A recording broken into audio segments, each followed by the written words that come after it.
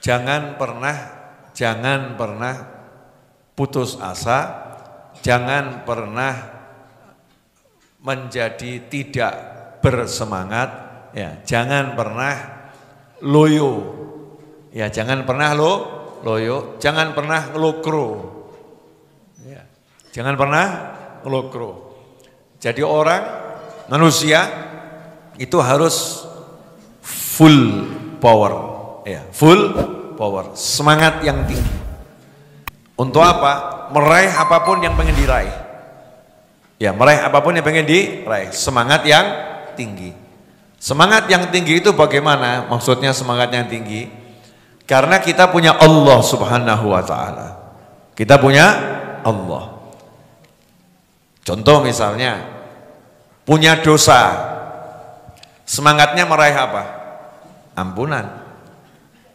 Kalau punya dosa semangatnya meraih ampunan. Sama ampunan butuh atau enggak?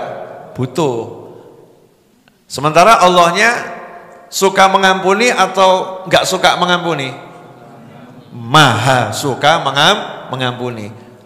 Sudah tahu Allahnya maha suka ngampuni, artinya Allah suka memberi ampunan.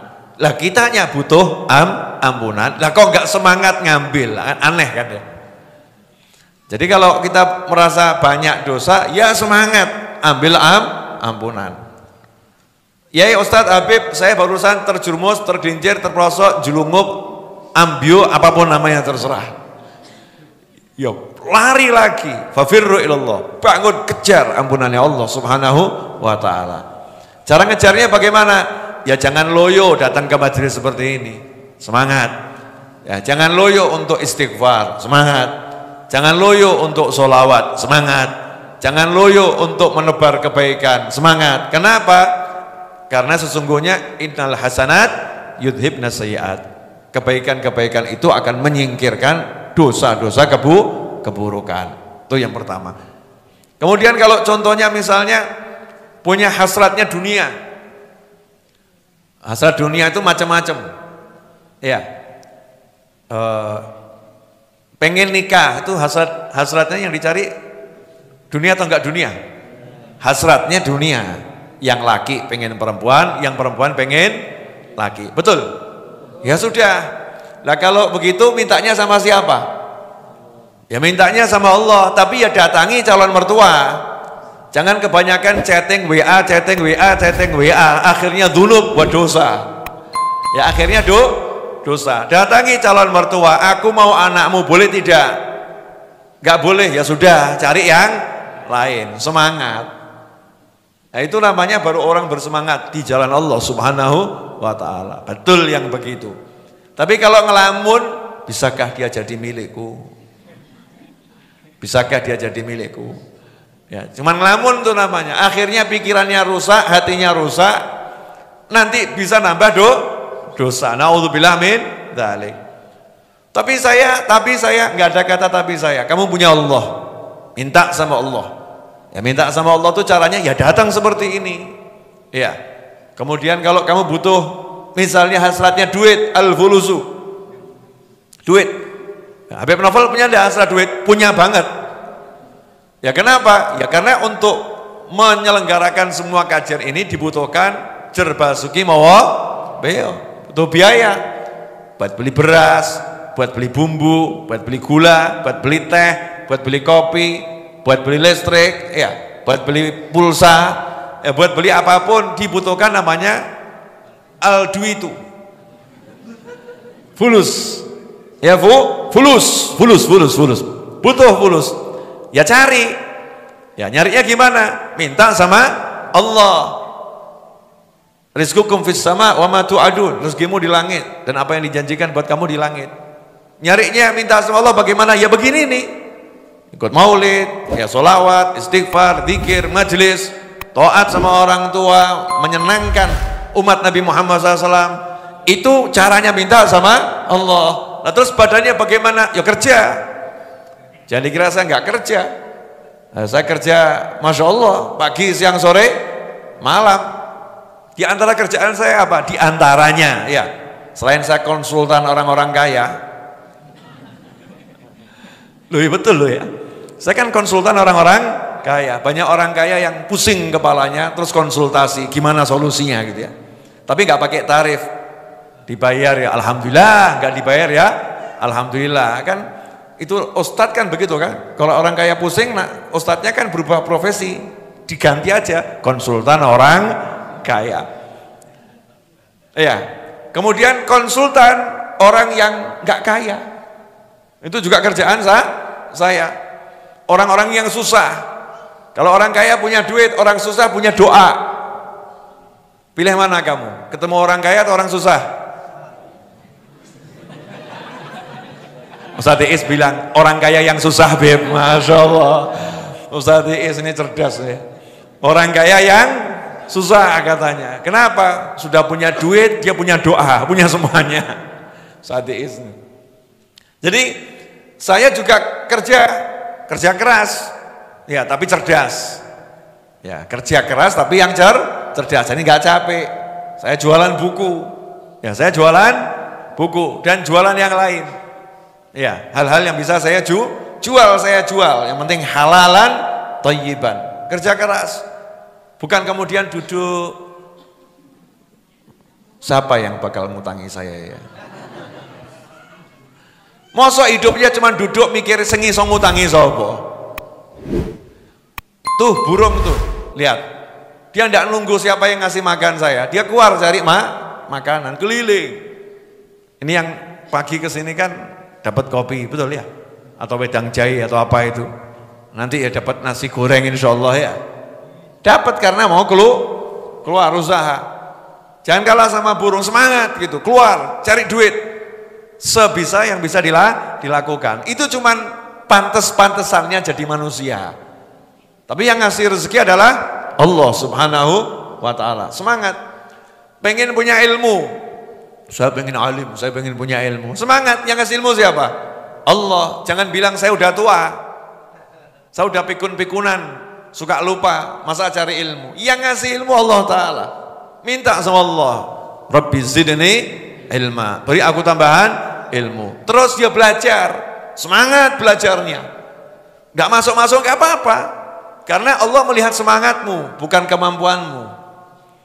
Allah melihat semangatmu, bukan kemampuanmu. Kalau semangatnya sungguh-sungguh, sama Allah dikasih. Ya sama Allah dikasih. Seperti dan bahkan lebih dari yang dia inginkan. Kalau punya hasratnya sehat, ya minta sama Allah. Ya Allah beri aku kesehatan, minta terus. Dengan baca sholawat tibil qulub. Ya, dengan membaca doa-doa yang diajarkan Nabi Muhammad sallallahu alaihi wasallam, dengan amal-amal yang semacam ini minta sama Allah taala, dengan sedekah karena Rasul mengajarkan obati yang sakit di antara kalian dengan sedekah, minta sama Allah. Tapi ya usaha badannya, makannya ya dijaga, makannya ya diatur, bukan semua dilep kabeh ya. Dilek semua. Itu halal ada tambahannya, halalan thayyiban, bukan halal tok. Halal yang baik, sepertiga untuk makan, sepertiga untuk minum, sepertiga untuk nafas. Kalau mau jadi yang lebih sehat, ya makannya ketika lapar, belum kenyang udah berhenti. Mau yang super sehat, luqaimatun yuqimna biha sulbah. Ya, cuman beberapa suap yang penting bisa hidup, itu paling sehat. Berapa suap yang penting bisa hidup. Tapi jangan seperti Mas Aldi. Beb, saya biar hidup itu 200 suap wah Beb. Nah, ini salah menafsirkan hadis nanti gitu ya. Berapa suap? Lukaimat, suap kecil, didik, lep, tapi bisa hidup. Seperti Imam Malik rahimahullah, itu makannya cuman secuil kurma, minumnya cuman seteguk air, dan itu ketika sahur dan ketika berbuka, ke toiletnya 14 hari sekali. Sehatnya luar biasa. Ini mungkin dalam ilmu kedokteran ya agak susah diterapkan itu ya. Nah, karena dokter itu hanya mempelajari ilmu fisik jasad. Ya dokter itu jasad. Jantungmu bermasalah, jasad. Otakmu bermasalah, jasad. Matamu bermasalah, jasad. Ya tangan kita bermasalah, jasad. Kaki kita bermasalah, jasad. Dokter hanya mengobati jasad. Sampai dokter jiwa itu yang diobati apa? Jasad. jiwamu goncang kayak ipil, otaknya biar rodok lerem, gak kaken mikir. Jasad yang diobati jasad. Padahal manusia itu bukan jasad. Jasad ini kan cuman parkirnya manusia. Manusia itu ruh. Manusia itu ruh plus jasad. Ruhnya lebih utama daripada jasadnya. Nah, Islam ini mengajarkan kita jadi manusia seutuhnya. Jadi kalau mau sehat itu ruhnya sehat, jasadnya sehat. Makanya orang-orang yang soleh kadang aneh, makannya dikit, minumnya dikit, kok nggak dehidrasi ya? Kenapa? Ruhnya produksi air. Ya, ruhnya produksi air, ruhnya produksi makanan. Nah, itu yang nggak dipelajari dalam ilmu kedokteran manapun. Ya, nggak dipelajari karena dokter nggak salah. Dokter belajarnya ilmu tentang fisik yang kelihatan dan bisa disentuh. Nah, kalau ruh mau belajarnya gimana? Ya bisanya lewat ajarannya Allah Subhanahu wa ta'ala. Makanannya ruh apa? Zikir, doa semacam ini. Maka kalau kita sering duduk yang semacam ini, ruhnya sudah sehat insya Allah. Ya, tapi jangan lupa ruh ya punya kendaraan namanya jasad.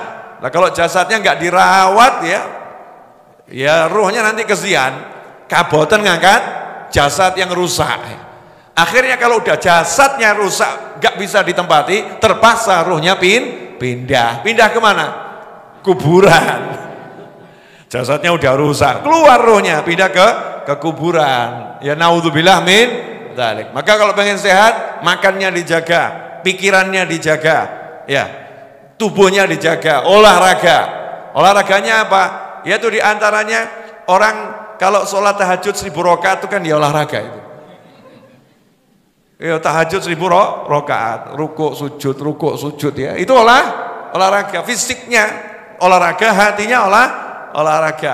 Apalagi renang seperti yang disunahkan Nabi Muhammad SAW, sibahah, berenang. Apalagi pacu kuda, nggak ada kuda ya udah kamu lari gitu. Ya kamu lari jalan, pokoknya tubuhnya digerakkan biar sehat. Ojo kaken deprok tok,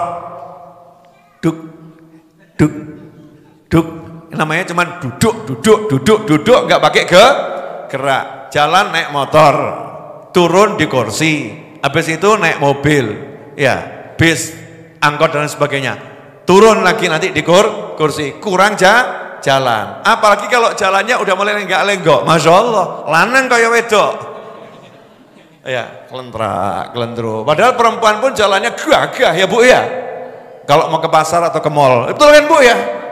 Mau ke pasar ke mall, semangatnya luar biasa. Nah, ini kalau mas-mas yang muda-muda ini jalannya kelentro, kayak gajah gitu ya. Patut kalau gajah.